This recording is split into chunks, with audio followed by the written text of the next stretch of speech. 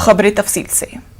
राहुल गांधी ने वजीर आजम नरेंद्र मोदी से ट्वीट करके चंद सवालात किए हैं। उन्होंने लिखा है कि ज़र क़वानीन पर वजीर आजम ने अफसोस का इजहार किया है, तो ये बताए पछतावा कैसे जाहिर करेंगे।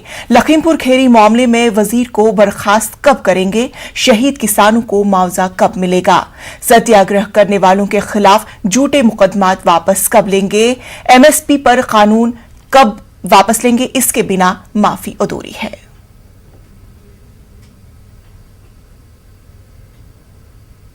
राज्यसभा अरकान की मुअत्तली के फैसले के खिलाफ अपोजिशन जमातें गुज़श्ता 5 दिनों एहतिजाज कर रही है। वो चेयरपर्सन से फैसला वापस लेने का मुसलसल मुतालबा भी कर रहे हैं, लेकिन चेयरपर्सन के जवाब से तातुल खत्म हुए के आसार भी नजर नहीं आ रहे हैं। टकराव जारी है। अब अपोजिशन के रवैये के खिलाफ बीजेपी अरकान पार्लियामेंट भी एहतिजाज पर उतर आए हैं, यानी आइंदा इस मामले पर टकराव में शिद्दत आने के आसार नजर आ रहे हैं।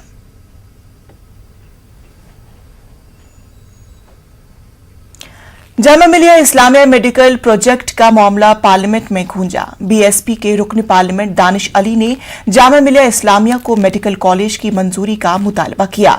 उन्होंने कहा कि मगरबी उत्तर प्रदेश में सरकारी अस्पताल की अशद जरूरत है।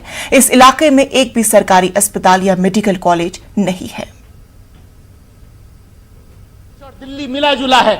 मैं आपको बताऊं कि साउथ ईस्ट दिल्ली में बड़े बड़े हॉस्पिटल्स हैं, प्राइवेट हॉस्पिटल्स हैं, अपोलो है, एक्सकॉर्ट से, दुनिया भर के हैं, फोर्टिस है, लेकिन कोई सरकारी अस्पताल नहीं है।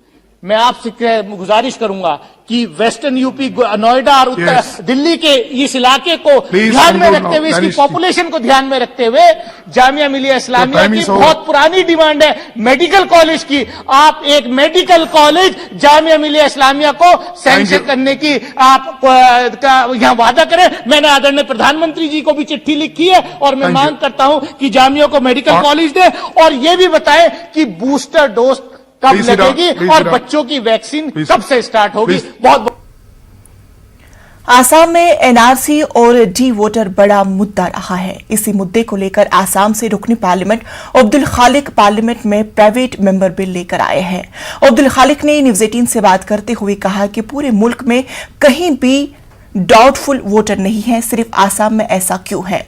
अब्दुल खालिक ने कहा कि आसाम में NRC पर हो चुका है। जिन लोगों का नाम NRC में है उनको डाउटफुल वोट लिस्ट से निकाला जाना चाहिए। इस पूरे मामले पर लोकल पार्लियामेंट अब्दुल खालिक से बात करने की कोशिश की हमारे नुमाइंदे खुर्रम शहजाद ने।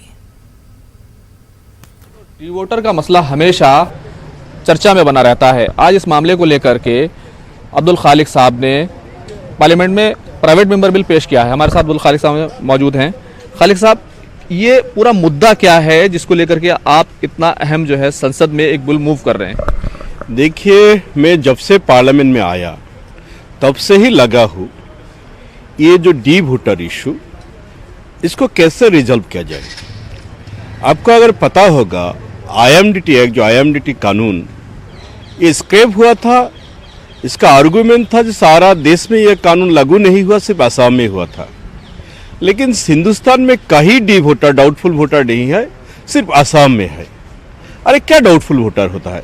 अगर कोई सिटीजन होता है या फॉरेनर होते हैं, लेकिन सिर्फ आसाम में, सिर्फ और सिर्फ आसाम में ये डाउटफुल वोटर है। ये खत्म होना चाहिए। इसलिए मैं एक प्राइवेट मेंबर्स बिल पेश किया। आज जो प्राइवेट मेंबर्स का सूची है 182 नंबर पर ये है। आशा उम्मीद करता हूँ ये आ जाएगा। और क्योंकि आप कह रहे हैं कि ये बहुत बड़ा मसला है और आप इसका सोल्यूशन पेश करना चाहते हैं, तो इस बिल में आपने क्या क्या चीज़ें, क्या क्या सोल्यूशन इसमें रखे हैं? इसमें मैंने कहा, जिन लोगों का नाम जो NRC का फाइनल लिस्ट आ गया, उन लोगों का आ गया, वो अगर डी वोटर भी हो, एक प्रोसेस का जरिए उनका नाम NRC में आ गया।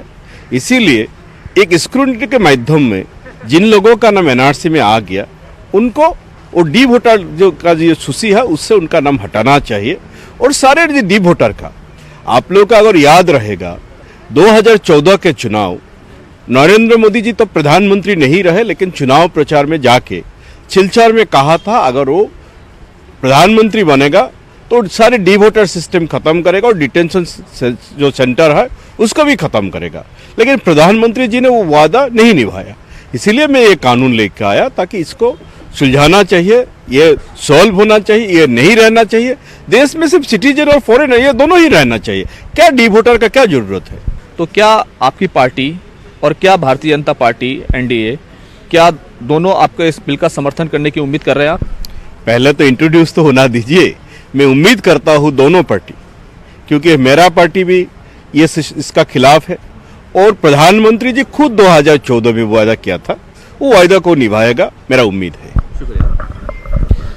कैमरामैन संजीव वर्मा के साथ खुर्रम शहजाद, न्यूज़ 18 दिल्ली। सहारनपुर के रुकनी पार्लियामेंट हाजी फजलुर रहमान ने उत्तर प्रदेश के नायब वजीर आला केशव प्रसाद मौर्य के जरिए मथुरा कृष्ण जन्मभूमि का मामला उठाए जाने पर रद्दी अमल जाहिर करते हुए कहा कि बीजेपी पोलराइजेशन में लगी हुई है क्योंकि उसने तरक्याती काम नहीं किए। फजलुर रहमान ने कहा कि सबकी अपनी अकीदत होती है। मुल्क में कानून है। राम मंदिर के अलावा किसी दूसरे मजहबी मकामात पर 15 अगस्त 1947 के बाद तब्दीली नहीं होगी। उन्होंने कहा कि सिर्फ वोटों के लिए केशव प्रसाद मौर्य मथुरा का मुद्दा उठा रहे हैं। चुनावी संग्राम चल रहा है और इस बीच जमकर बयानबाजी हो रही है। हमारे साथ हैं सहारनपुर से मेंबर ऑफ पार्लियामेंट हाजी फजलुर रहमान साहब। जिस तरीके से हम देख रहे हैं कि उत्तर प्रदेश में भारतीय जनता पार्टी केशव प्रसाद मौर्य के जरिए से मथुरा की बात उठाई जा रही है, मथुरा में मंदिर तामीर करने की बात की जा रही है, कैसे देखते हैं इसको? देखिए, इलेक्शन नज़दीक है और 5 स्टेट के अंदर इलेक्शन होने जा रहा है। उसमें यूपी, उत्तराखंड, हिमाचल, मणिपुर और पंजाब। इत्तेफाक की बात यह है कि अब जो खबरें आ रही हैं वो ये हैं कि इस मर्तबा किसी भी स्टेट में भारतीय जनता पार्टी फिर से रिपीट नहीं होने जा रही। इस डर की वजह से अभी तक इन्होंने राम मंदिर के नाम पर वोट हासिल करने का काम किया। अब चूँकि राम मंदिर का मुद्दा ख़त्म हो गया, राम मंदिर बनने जा रहा है, तो अब इनको एक और मुद्दा चाहिए था। अब इन्होंने वो मथुरा के मंदिर का मुद्दा अपने हाथ में लेने की कोशिश की।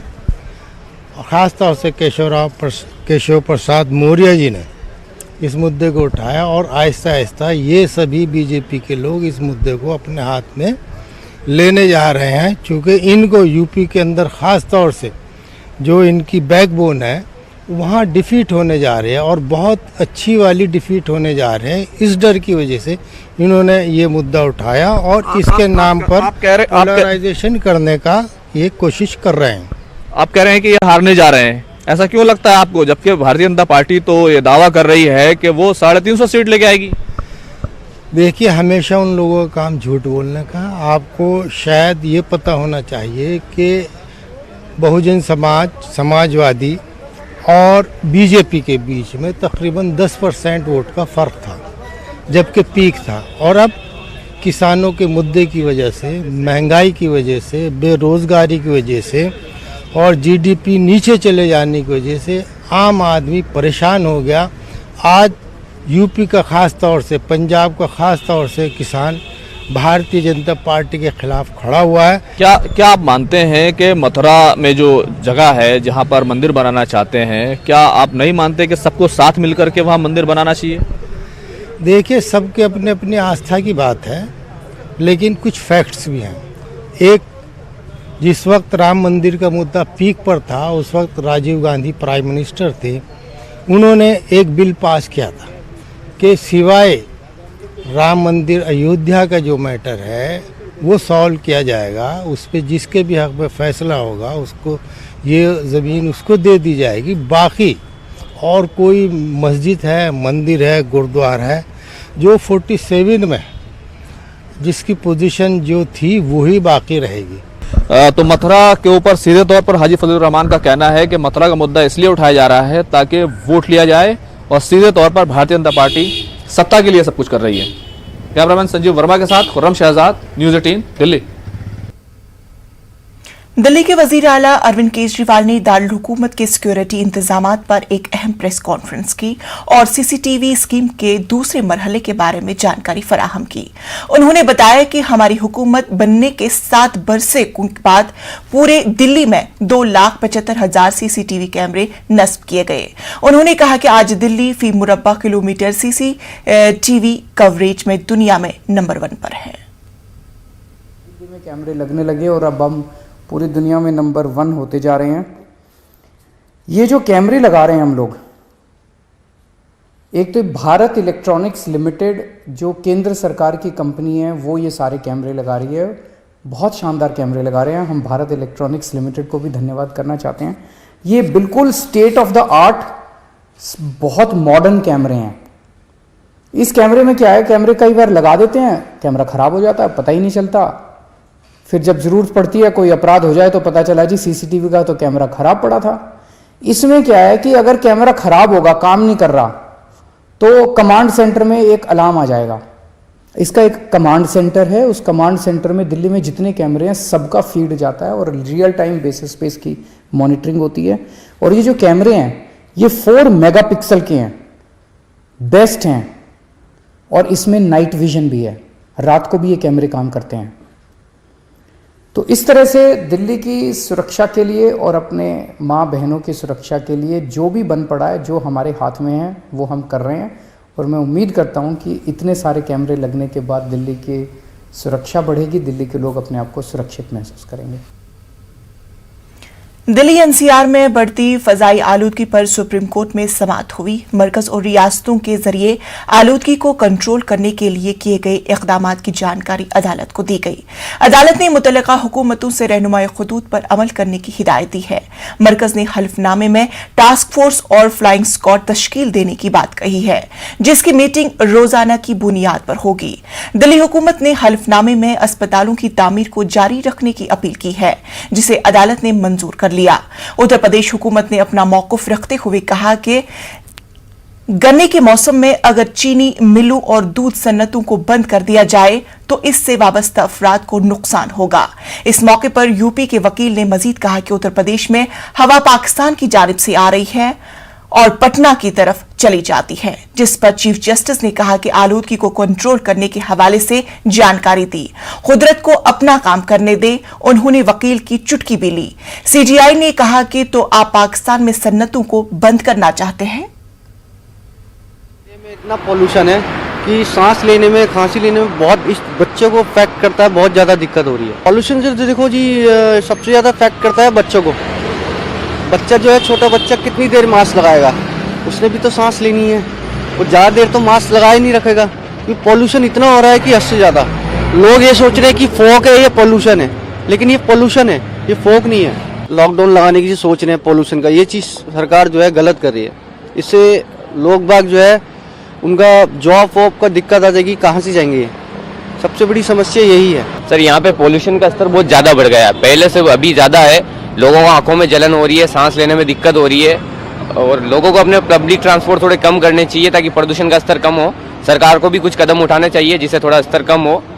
वैसे अभी बहुत ज़्यादा है, तो इसका कुछ कंट्रोल करने के लिए कुछ तो करना चाहिए सरकार को। हम लोग झांसी से आए हुए हैं, यहाँ बहुत पॉल्यूशन का सामना कर रहे हैं, और लाल किला भी हम लोग देख नहीं पा रहे हैं। मास्क वगैरह उसमें भी थोड़ा सा घुटन महसूस हो रही है, और पब्लिक ट्रांसपोर्ट की तो हालत बहुत बेकार है, वहाँ पे भी दिक्कत हो रही है, सफोकेशन हो रहा है, बहुत दिक्कत हो रही है, आँखों में जलन वगैरह है। ये बहुत समस्याएं हैं जो पलाली की वजह से हो रही है। जो भी हो, प्रॉब्लम तो है ही है। चंडीगढ़ ऊना हाईवे पर शहरी करतारपुर साहब के होंगे साहब में किसानों ने फिल्म अदाकारा कंगना रानावत को घेर लिया। किसान कंगना रानावत से माफी मांग रही है। वो किसानों से और खवातीन से माफी मांगे। किसानों का कहना है कि माफी मांगने के बाद ही वो कंगना रानावत को यहां से जाने देंगे। ब्रेक के बाद इस्तकबाल। मुल्क में आज डॉक्टरों की हड़ताल जारी है। नीट की काउंसलिंग जल्द किए जाने को लेकर डॉक्टर्स एहतिजाज कर रहे हैं। डॉक्टरों की हड़ताल की वजह से सभी अस्पतालों की ओपीडी खिदमत पूरी तरह से बंद है।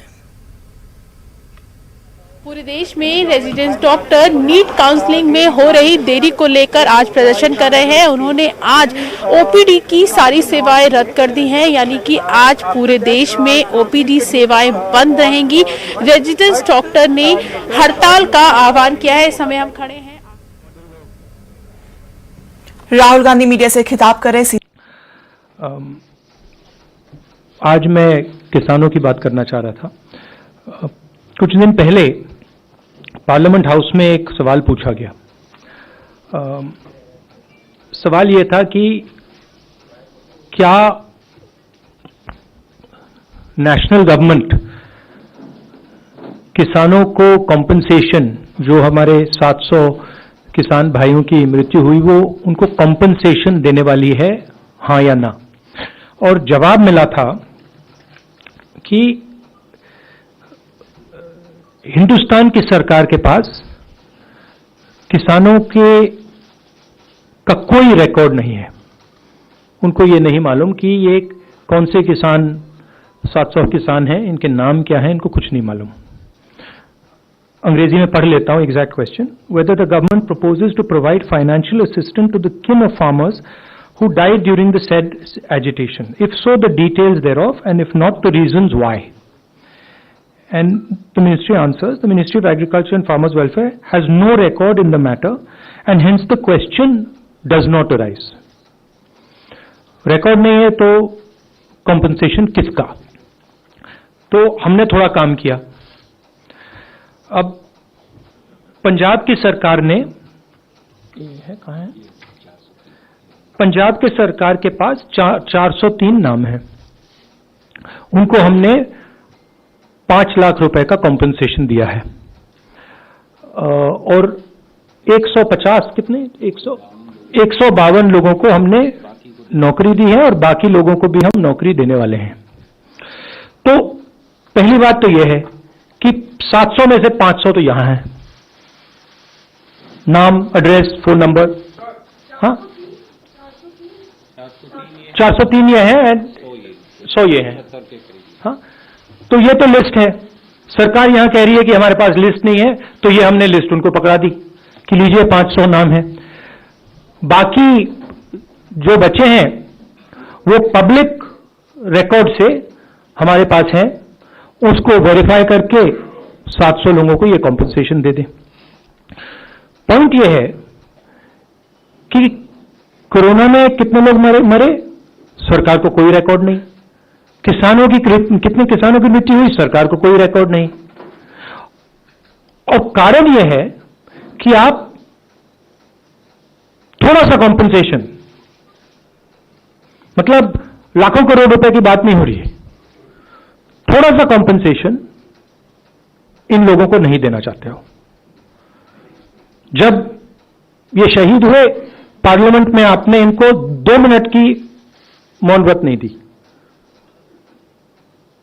तो ये मैं यहां कहना चाहता था कि एक्चुअली ये गलत है। सरकार के पास रिकॉर्ड है, और अगर वो चाहते हैं तो ये हमारी लिस्ट ले लें और ये 700 लोगों को कॉम्पनसेशन दे दें।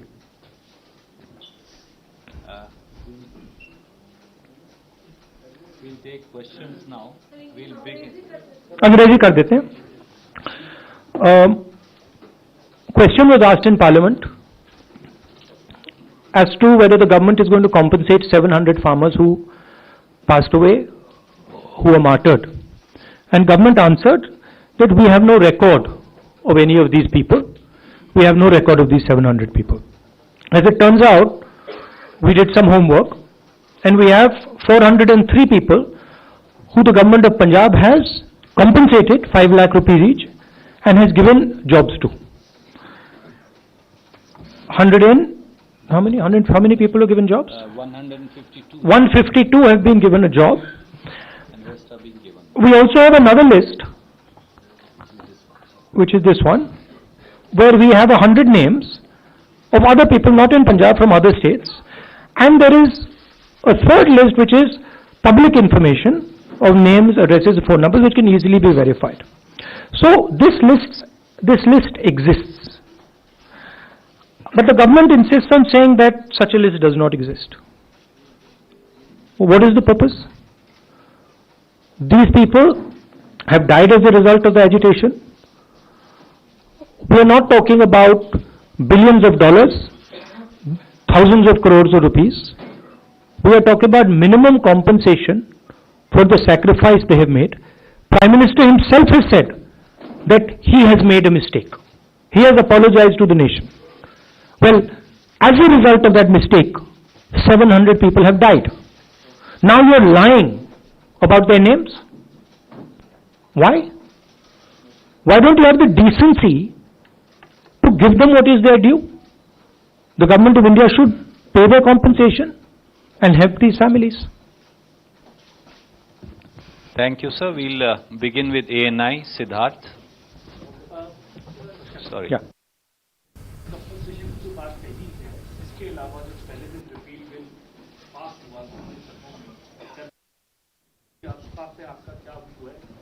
दूसरी जो मांग है किसानों की वो ये है कि लीगल गारंटी एमएसपी पर उस पर भी सरकार अभी तक जो है चुप है।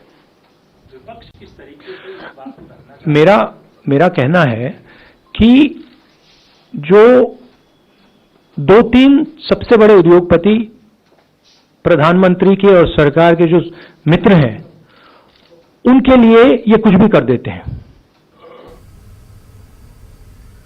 ये थे राहुल गांधी जो मरकजी हुकूमत को शहीद हुए किसानों का डेटा फराहम कर रहे थे, जिसमें वो बता रहे थे कि कितने सारे किसानों को मुआवजा फराहम किया गया है और कितने सारे अभी किसान हैं जो मुआवजे से अभी दूर है। तो खबरों में फिलहाल इतना ही। मुझे दीजिए इजाजत। आदाब।